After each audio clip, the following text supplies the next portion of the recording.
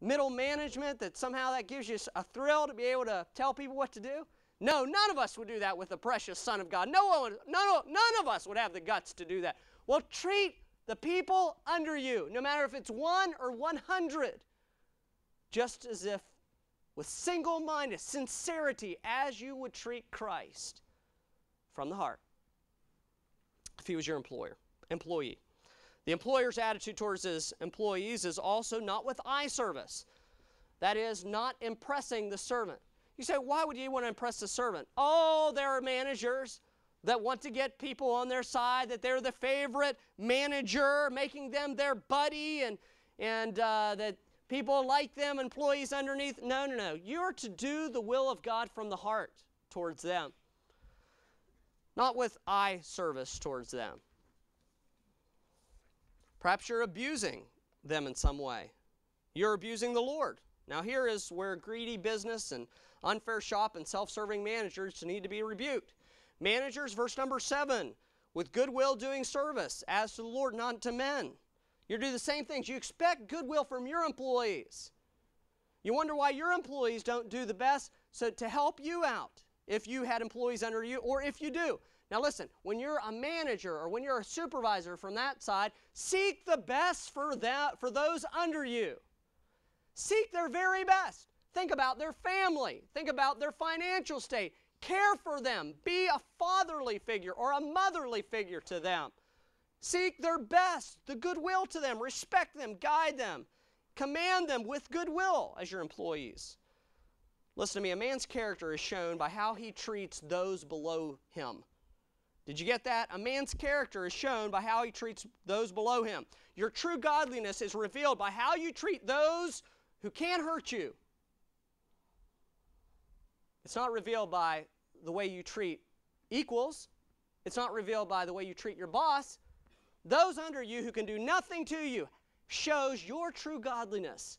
When there's absolutely nothing they can do if you smart them off, there's nothing that they can do if you treat them poorly or abuse them, that shows your godliness. It's a spiritual matter.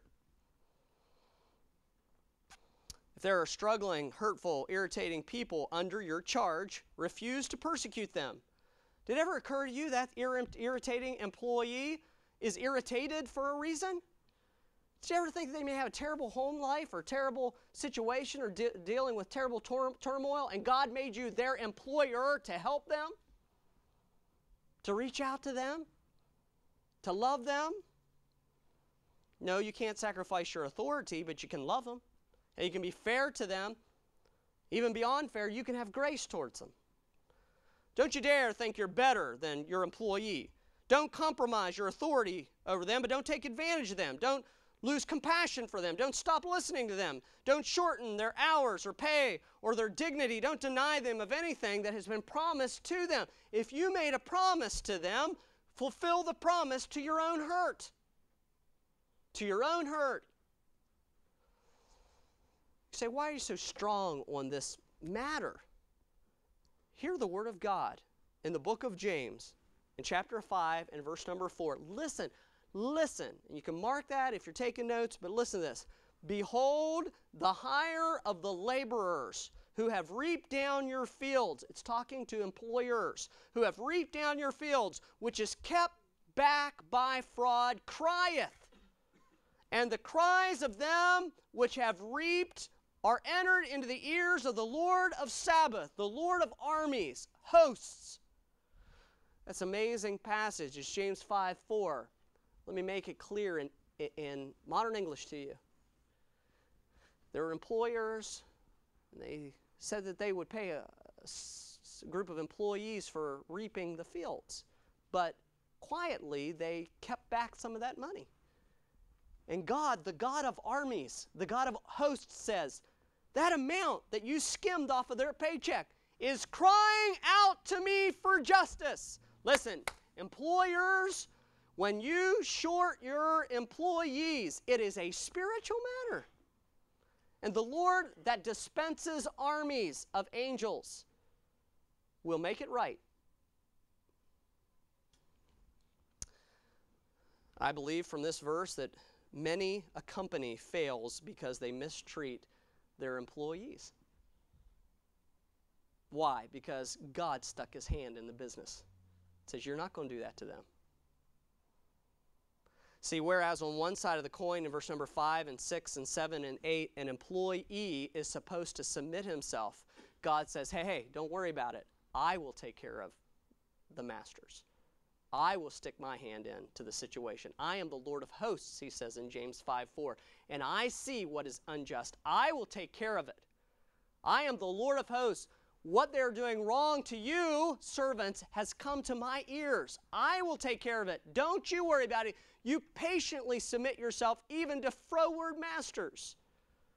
That's good, and that's God's thinking. Perhaps tonight there's a supervisor here that has promised something to someone under you. Make that right immediately. This week, if you've held back something or you didn't work something out for an employee, make it right. Be righteous to all servants, employees. Pray for your employees. Seek their best. Notice verse number 9 says, forbearing, threatening, literally masters. Look what it says, verse 9, forbearing, threatening. It's literally slack up on threatening. Don't always say, I'm going to write you up.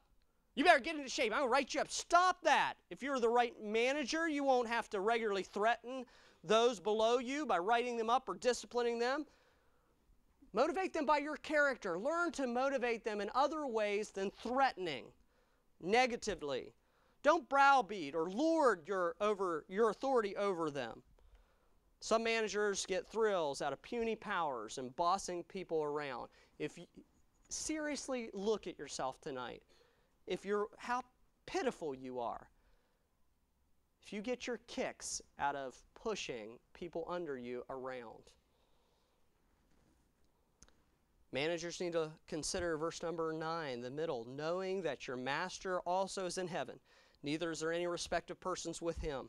Knowing that your master also is in heaven, treat your employees the way you want your master to treat you. That's what it's saying. The righteous way of grace that he treats you, treat them. He is not quick to chasten, so you do not be. He is quick to restore. He is quick to help. He is quick to develop or to grow. So be that way to those under you. Neither is there any respect of persons with him. God rewards and chastens us without partiality. That is, he's given us different gifts and skills and whatever, and we receive praise based on what we do with what we have been given. He judges us by the performance of what we have done with what we have been given. That, he says, is non-partiality. You may be tempted to favor somebody under you. I want to tell you, in American society, this is true. Have you ever watched any of the documentaries on those who come up in the ranks? In American society, those who are better looking get advanced quicker. It's true. If you're taller, you have a more likely chance of coming up through the company. If you are articulate, you have a better chance. It may have nothing to do with qualifications. Don't be a master like that. Don't be a master like that. Don't favor someone based on looks or upbringing or color or personality or natural ability, whatever. Reward them fairly based on their attitude, their effort, and their performance with what they've been given. To whom much has been given, much shall be required is a biblical principle of management. That's what it means to not be a respecter of persons. That's how the Lord will judge us at the judgment seat of Christ. There's a lot here tonight, and it smacks against our American workplace, to be very honest with you. Tonight, I give you what it means to be a spirit-filled employee and an employer. This is not our normal thinking, but it is God's thinking.